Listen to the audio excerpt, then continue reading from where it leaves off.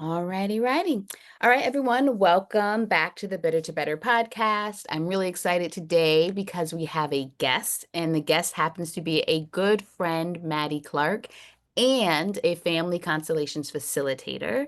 And so she's here today for us to talk all things family constellations, a little astrology, as well as things around breakups, dating, grieving, love, all the things. So I'm going to hand it over to you, Mattie, to just do a little intro. Hey, yay, I'm so glad to be here. I feel like it's been a long time in the making. Mhm. Yeah. So, okay. Yeah, I'm thinking of all the things at once. First of all, just say that I'm pretty proud of how I've kind of come after many years up with a sort of one liner on what family constellations is, which is very hard to explain without just doing it.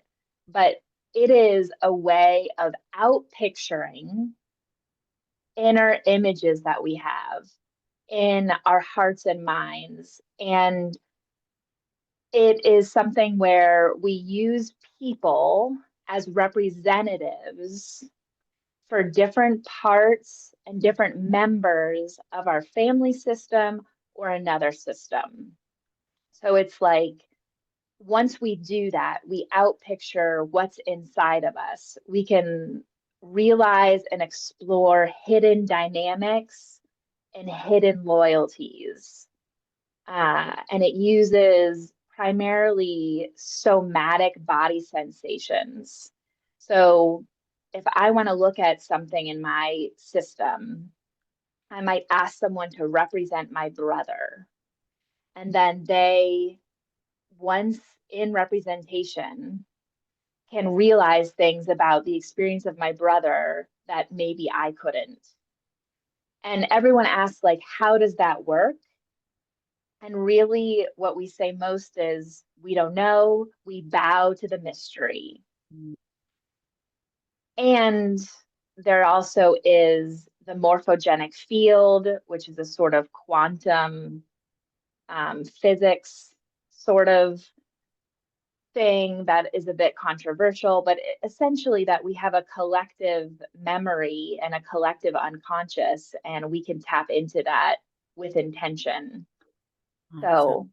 yeah, So, can you kind of paint a picture maybe of what a family constellations would it be session or like would how it yeah, would look? And I know that you've done virtual and in-person sessions, right? So, yeah, can you describe for people what like how this even looks? Is it a group of people who are meeting and stuff like that? for sure. So traditionally, this is done in person, in a group of people, in a circle. We work with one person's system, and then other people stand up and start representing different parts of different people. So we can also do this online, and we can use the Zoom whiteboard and start drawing different representations. So somebody starts representing, and then, as a facilitator, I ask them, where are you on the screen? How big? And that way, too, it becomes more artful and creative because we can change the color and shape of things in an immediate way. We also do this work one on one for sure. Um, in person, we can use foam feet, and then the person doing the work can step into different representations with the different foam feet around on the floor. Also, can draw it out on Zoom one on one. All right, awesome. Yeah. How did you get into family constellations? Yeah. Before we begin on that, I just had the thought I wanted to share about how today we have a full moon in Capricorn. And the last time that we had a full moon in Capricorn that was not co-present or with Pluto at the same time in Capricorn was 2008. Yes. And that was the year that we graduated from college. Yes, yes. So to that, Maddie being a friend, yes, we went to college together. That's how we met. And so, yeah, I mean, more on that. Like, so what? Obviously, this is a good vibe situation. Like, what is so what is so great about this reality that like 2008 was the last time this happened? What does this all mean?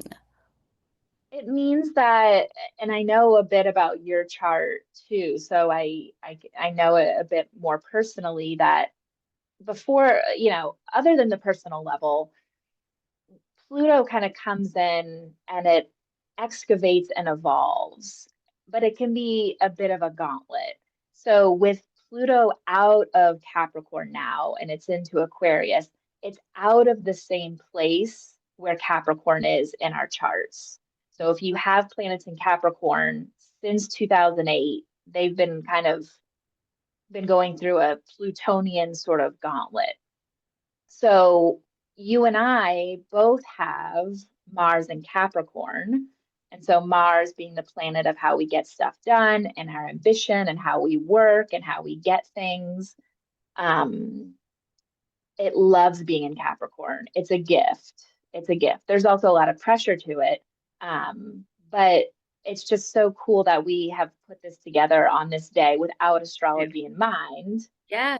Yeah. And it's in your house of communication and communication, third house of communication, peers, friends, and then it's in my house of collaboration. So it's just like all the vibes are aligning and it feels like a regeneration, like a Yeah. clearing and regeneration. Um, astrology is not, or family constellations is not astrology, despite the name constellations. Some people do. I've done it a couple times, but they you can do a constellation of somebody's astrological chart, like representing different planets. Yeah. Um, but yeah, I came to those things that very separately. But Yeah. Oh, awesome. anyway, that was a detour, but I think a perfect detour though, because I'm all about energy, vibes, feelings, and I talk about how like I'm really guided by law of attraction principles, things like that. So things feeling aligned and good energy is big to me. So the fact that we're doing this today, like you said, we planned this today without the astrology in mind, and yet it turned out. Also, you would also let me know that my birthday, June 26th, was like the I don't know, the best astrological day yeah, of the year, and that yeah, I really took literally. that to heart. Did some manifesting the morning Yay. of, and yeah, yeah. So Maddie is also my like astrology guru. So I'm really Yeah, happy that you're here. fun, Um, fun. we were getting into how you Yeah, found family constellations, what got you into it. yeah. So I was first introduced to it while I was getting trained as a leadership coach in Italy. One of our trainers was also a constellator, and so she brought in just a couple elements of that. But my first official constellation that I went to was actually after a breakup. I saw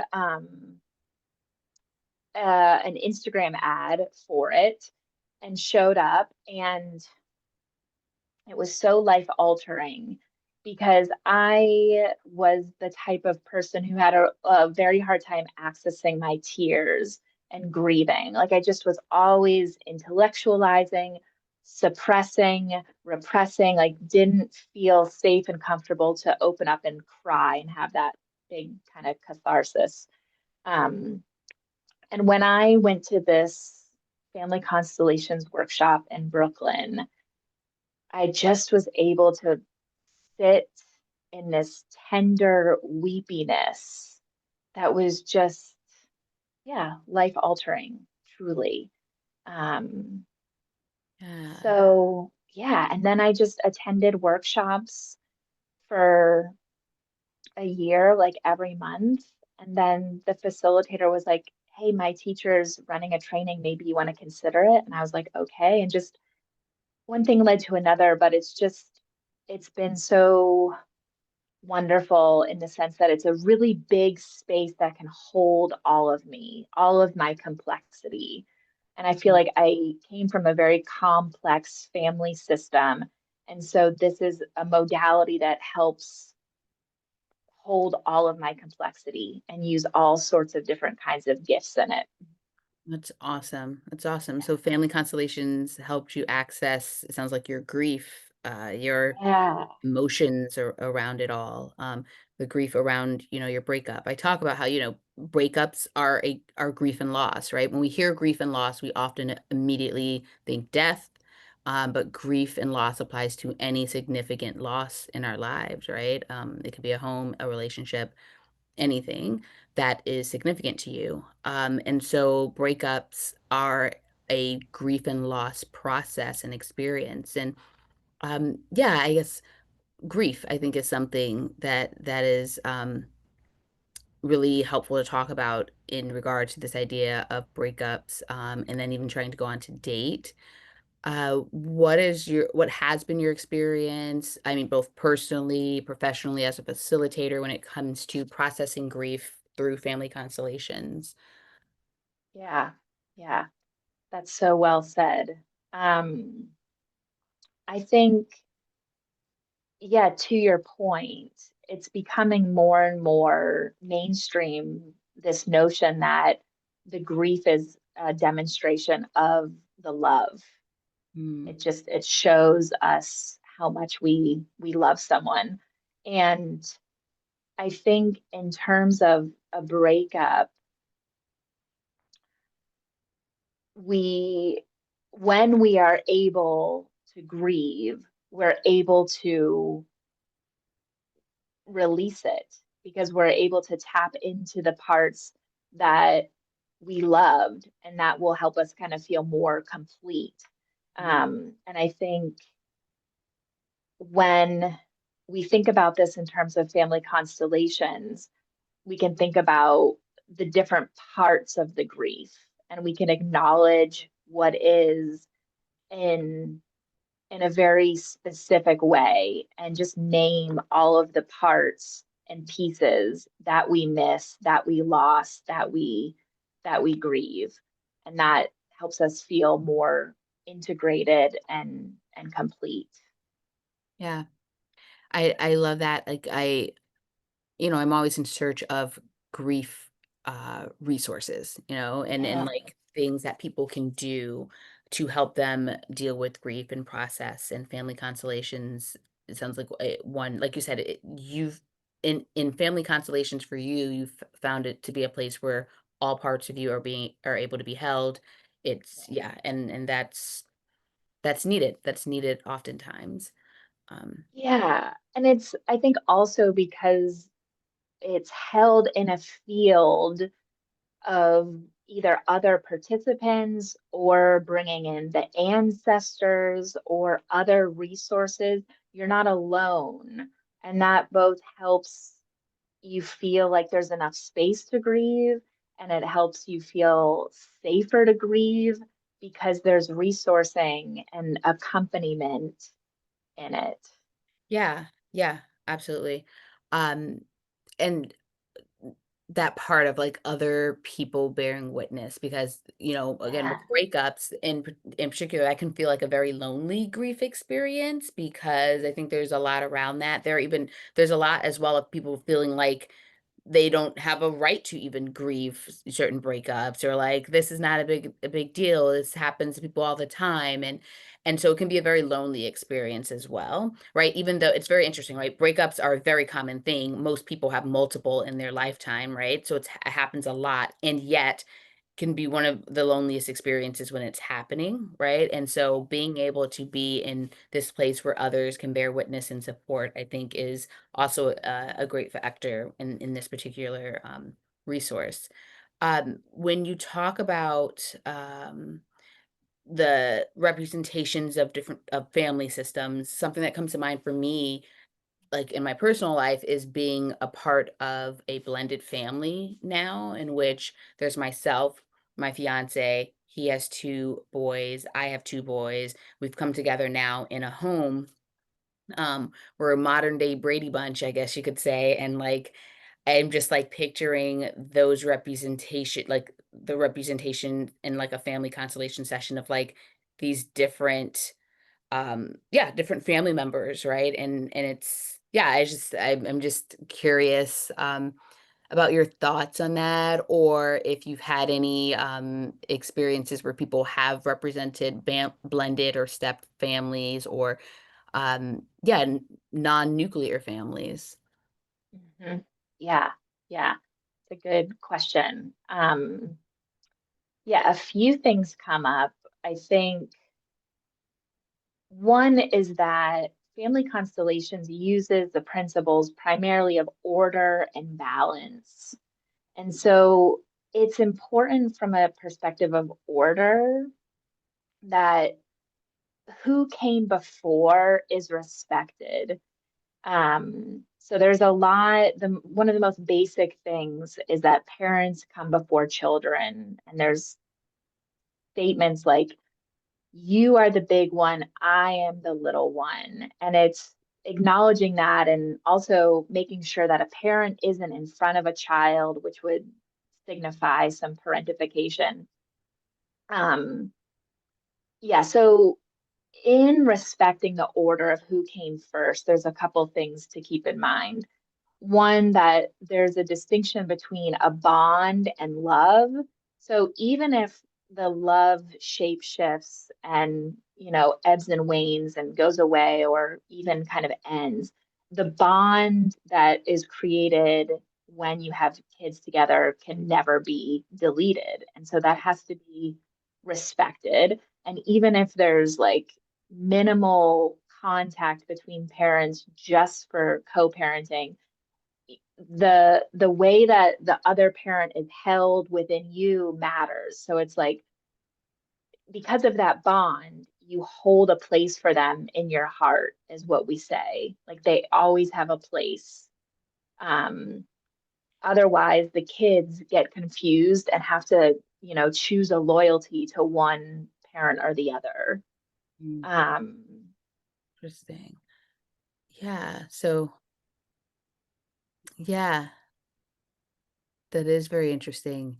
So it's kind of like you like if you're in a co-parenting situation, you being able to, like you said, hold space, maybe embody uh, the other parent in certain ways is a helpful way for your children to be able to exist peacefully in that dynamic, I guess. yeah, So, like, because yeah. they don't have to feel torn.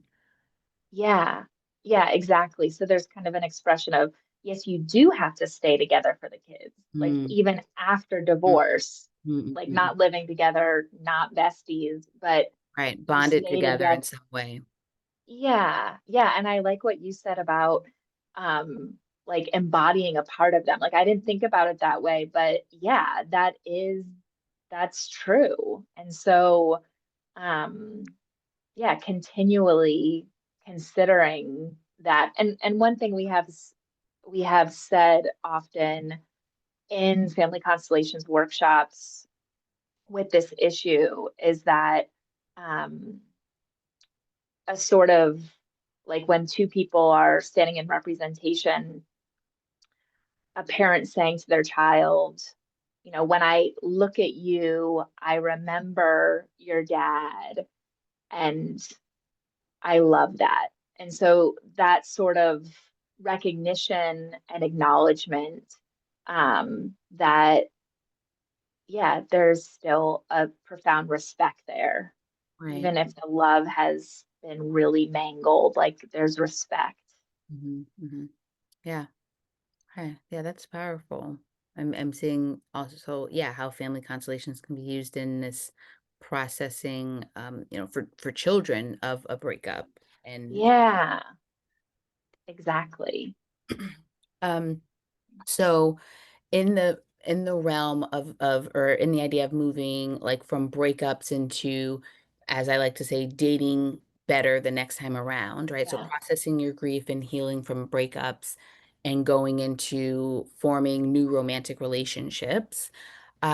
Something that you and I were chatting about, in preparation for our conversation today was the idea of like speed dating and Hmm. like, thoughts on that in terms of family constellations. You'd made a statement that I found interesting about this idea of like uh meeting different parts of yourself in other people. And I was just really, yeah, I thought that was really interesting and wanted to hear more about that from your perspective. Yeah, I think, yeah, I've been to a few speed dating events and find them really fun. Mhm. Um, and I think we can use those experiences. It doesn't have to be speed dating. It can also be dating in the way that you talk about how to date, not the mainstream way that we talk about dating, but like just really, I guess I mean that in the quantity, like keeping your options more open and lighter for longer, is kind of not what the mainstream says, but so I feel like a speed dating experience is a mini version of what you suggest for people. It's like Right. keeping it alive and fresh and open, and so yeah, I just went to a speed dating event once, and I think there were 8 different dates, and just in each one of those many dates, I just experienced some sort of old dynamic from a different relationship or some part of myself that I hadn't properly integrated and loved within myself. Mhm. Um, and so I think that's very much what a constellation is. It's like, oh, there's a part that hasn't been properly seen and witnessed and loved and welcomed in. And I think in that we can complete old agreements, um, and come to little kind of microcosmic orbits of closure.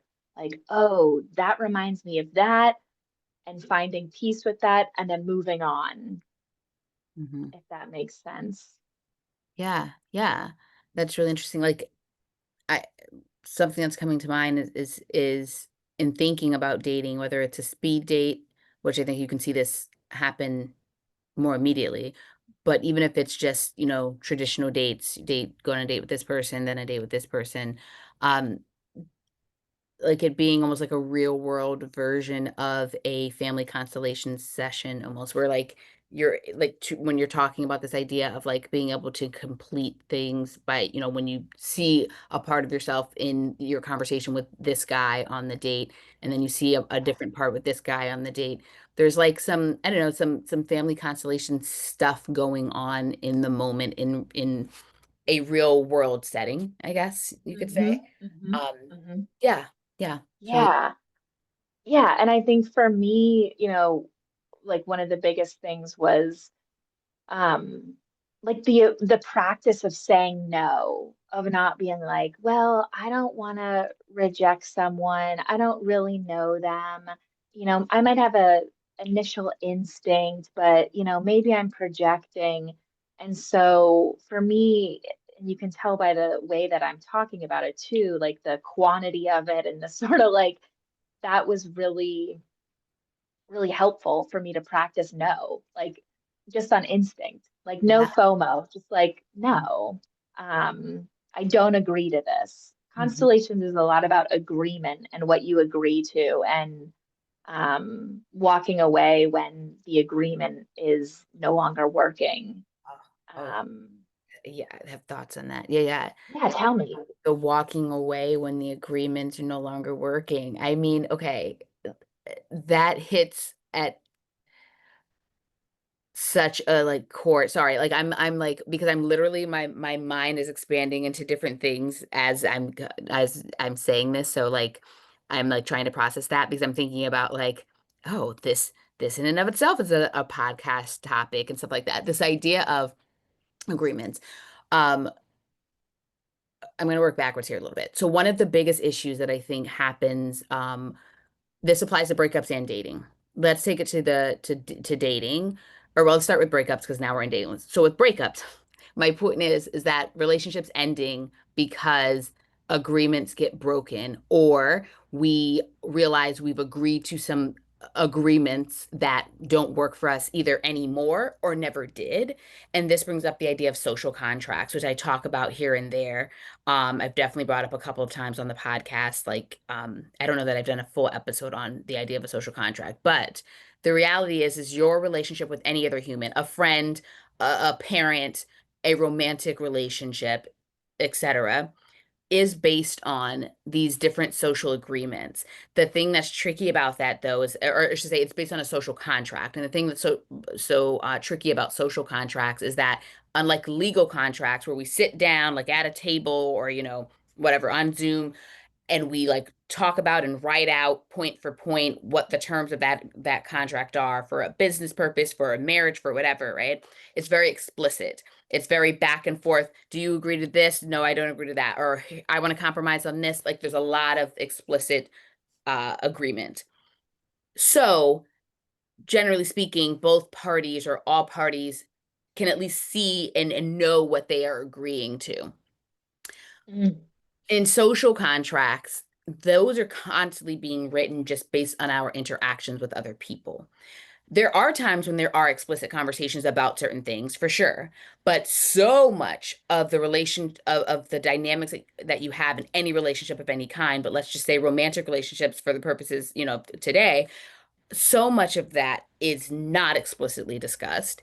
It is you end up signing the agreement based on your continued behavior around any given thing, right? Someone does something and how you respond to that and how you continue to respond to that, kind of you're like, okay, I'm up for this. You can think of it as of partner one cheats on partner two turns a blind eye to it and keeps on trucking. They have signed an agreement that partner one can keep doing this thing. Now, partner two may feel all kinds of ways about it. They may give partner one trouble about it, but they have agreed to stay in the relationship while this person does this, at least for now, right? And that happens without any conversation oftentimes. Like none. Literally like people can pretend like they didn't even see it. They don't know it existed, right? All the way up to you can talk about it. It may be like, how could you do this to me? And they stay and they all these things, right? And so I'm what really hit me when you were saying the agreements piece is that that is one of the things that is so moving it to dating, that is so big for me when talking with women about dating just better. And in my mind, better is more effectively, more efficiently, and more enjoyably. It's all of those things, right? Is that these agreements that you're agreeing to, like their terms, the terms of the agreement are terms that so many women are ultimately not happy with, and they keep signing and keep signing and keep signing. And the issue is with that is you then set up these dynamics, whether intentionally or unintentionally, that you end up not being happy with. And then you're so far in emotionally, financially, logistically in a relationship or a situation that it's a harder thing to get out of. So I'm big on the whole, one of the main reasons why you want to actually date before you enter a committed relationship is so that you can be seeing the different terms of the contract that are being offered to you, and you can sort and sift and be like, no, cross that line out. I want to amend this part. Oh, this one, throwing this one out completely. No, thank you. I'm not interested. Right? Like, but you got to be dating. The dating is the like Yeah. negotiation process. You know, the dating is the sitting at the table and saying, here are my terms, what are your terms? Where do we compromise? That is the dating part, which comes before the committed relationship, which is when you sign the contract and you're like, yeah, we're in this business deal together. We're doing this thing, right? But there's so much of just having like one conversation, a couple of first dates or a date or two, and then be like, yeah, contract signed, we're good, we're in this thing. And then as you have already signed the contract, which you are now legally, you are bound to, right? You start realizing, well, I don't like this term. I don't like this term. Oh, that term's not cool for me. And the person's like, well, I mean, you signed it. I mean, what do you want from me, right? It's that whole thing. And so I just that, yeah, when we talked about the agreements part, I'm like, yeah, like agreements. Mm-hmm. Mm-hmm. Yeah. Yeah. Agreement. Yeah. I love what you said about just like how many things come up that we agreed to and we're not really aware of them. And so I think what constellations can do is it can bring awareness and acknowledgement to all those dynamics. And then a dyad is one on one. And so when you bring in a group and a field, it breaks up a dynamic. It allows it to be revealed. It just like breaks up all of that patterning. Um, yeah, and it's just, yeah, the reinforcement of bad agreements, unhealthy dynamics is something that I think we've only begun to talk about. Yeah. And women, were mostly just property until like yesterday. So, Every time I hear the fact that before the podcast today, before our conversation, I was letting you know that last night I went to this event where Candace Bushnell, who is the writer for the books Sex and the City, she wrote the columns for the New York Observer, um which turned into the book, and then, as everyone should know at this point, the book became the series Sex and the City, and on and on and on. She grew up in the 60s, and every time I knew this, but every time I hear it, she made the statement. She's like, and women weren't allowed to have their own bank accounts and credit cards. So 1974, 74, 1974, 1974. And like, and it's just like every time it's such a punch in the face. It's like, yeah, what?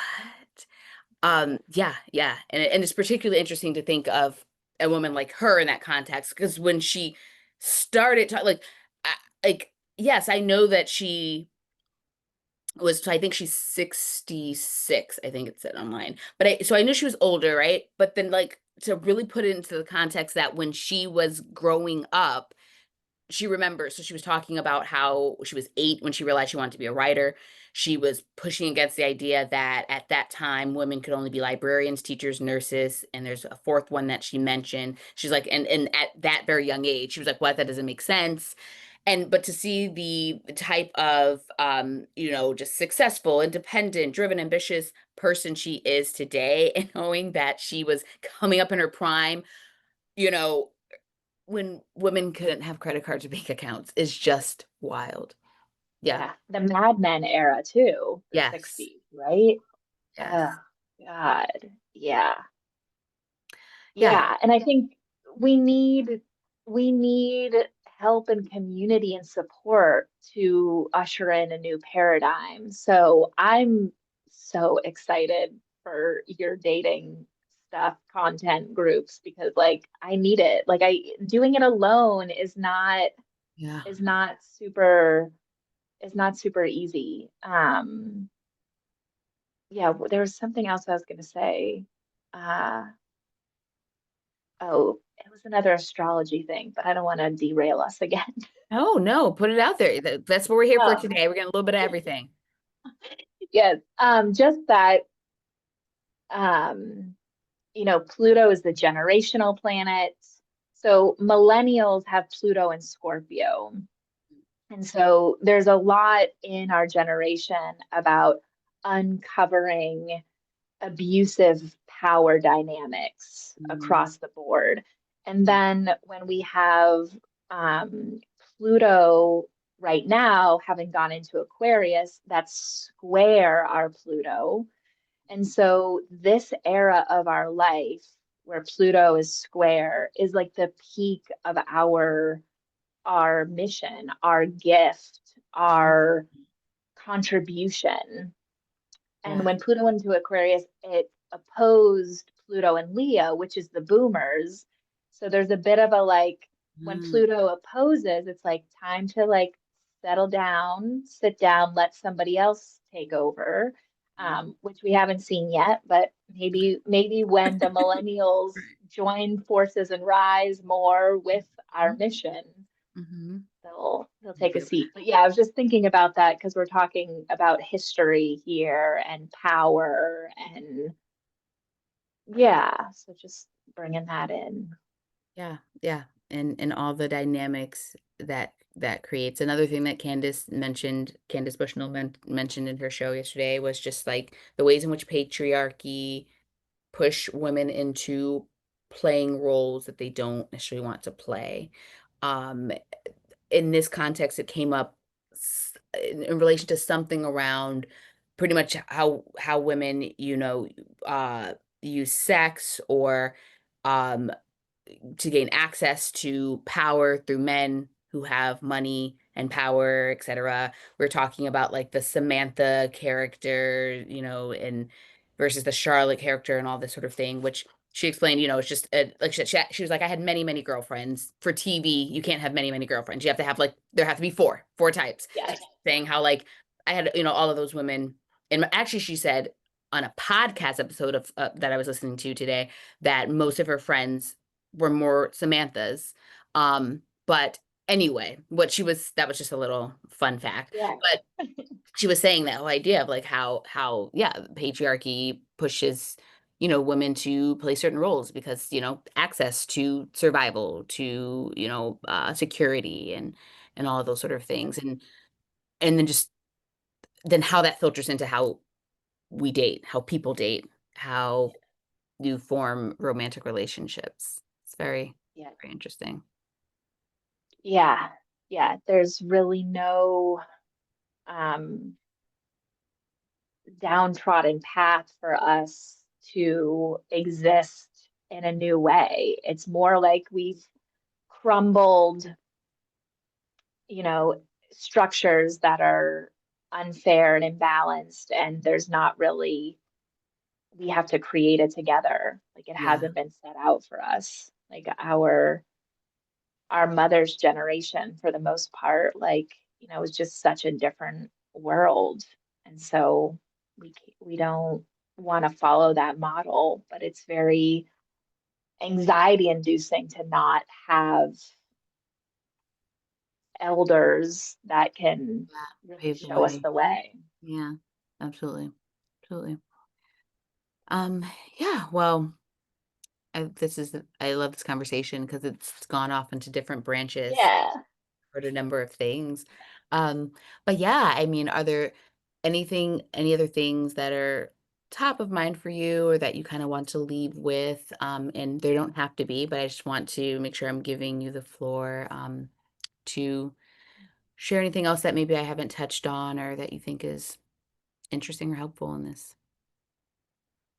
Think so. I want to maybe just highlight how we came to this place about the importance of agreements and dynamics and making them conscious, making them visible, speaking directly about them, allowing them to come to a completion, grieving the parts that we lost, that we miss. Um, yeah, I feel inspired too. Yeah, I love where we went, I guess is what I want to say. I agree. I agree. And to what you just said about like speaking the agreements, making them conscious. Yeah, that is a very good way of putting it. That leads me to the whole exclusivity conversation that I'm always pushing women to have when they've Yeah. decided that they want to exclusively date this person, move from casually dating to exclusively dating. And that's like the big thing so many women are afraid of. Like, I can't have that conversation. I don't want to have that conversation. Why you can, which I guess is a whole other conversation in and of itself as to why we feel that way, Yeah. what our fears are around it. But to not is just so risky. It's so risky because Mhm. that's how you end up signing up for, things that you are not actually okay with. But yeah, Yeah, and I guess it's primarily the fear of loss, the fear of losing that person, yeah, right? I mean, yeah. yeah, Rejection, being seen as a crazy woman, like all of yeah, these things are things that come yeah. Ooh, that's a rich topic too. Like maybe we can come back and talk about that. Like, yeah, being I'm perceived totally, as the crazy woman. That's fun. totally open to that. We're gonna put it on the docket, literally making myself a Okay, note. We need to great. brainstorm that. Yeah, Yes. awesome. Awesome. Yeah, thank Thank you. you so much. Absolutely. This has been wonderful. I love that we were able to do this. I can't wait to Yeah. share with the podcast audience. And yeah, we very well may be back. Okay. Thanks so much, Tracy. Absolutely. Bye.